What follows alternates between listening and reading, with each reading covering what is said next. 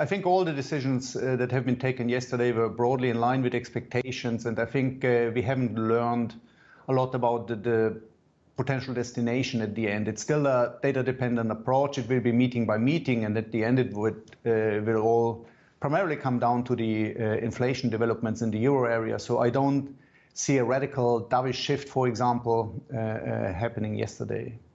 What do you make of the big rally in fixed income we got yesterday? Bunds were about 13 basis points lower by the end of the day. Italian BTP is about 30 basis points lower. If it were on back of them not saying anything about APP, surely investors would be disappointed, because today we've had the likes of Villeroy de Gallo come on tapes and say that in December there will be a decision made with respect to APP reinvestment. So what is the big bond rally all about in your view? Yeah, again, I think it was perceived as dovish, given that they've acknowledged substantial progress so far, and they've shown a little bit more concern about the economy, and also mentioned that obviously monetary policy works with lags. So market took that as them being somewhat more cautious from here. But again, a big part has been reversed this morning already when you look at the yields. And again, I don't think it has changed a lot in terms of the terminal rate or the outlook. It will still be all down to inflation numbers. So it will be interesting to see what transpires, for example, with the October HICP print in the euro area, and also the prints then going forward.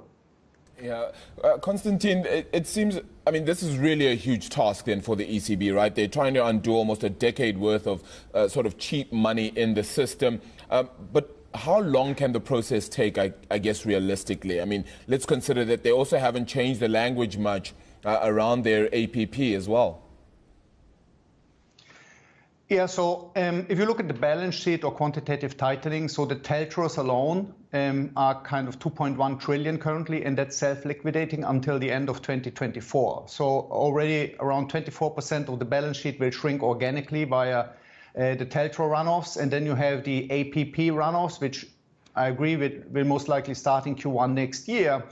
And here, you can, if they decide to go for a hard stop on the APP reinvestment, it would be worth roughly 250 billion in government bond securities per year. So it will certainly take a couple of years until you are kind of drained much of the excess liquidity in the euro area. Yeah, and I mean, she wasn't very willing to outline the pathway sort of for QT as yet. Any elements that are missing exactly from that? No, I think they want to be careful here, and you need to calibrate that in a cautious way, given also what you've seen in the UK recently, because you don't want to end up in a situation where for monetary policy purposes you try to reduce your bond holdings, and then for financial stability purposes you have to buy bonds. So they want to be careful and not and do it in a way that's least disruptive for the bond markets. So I understand they are trying to... No, please continue, yeah.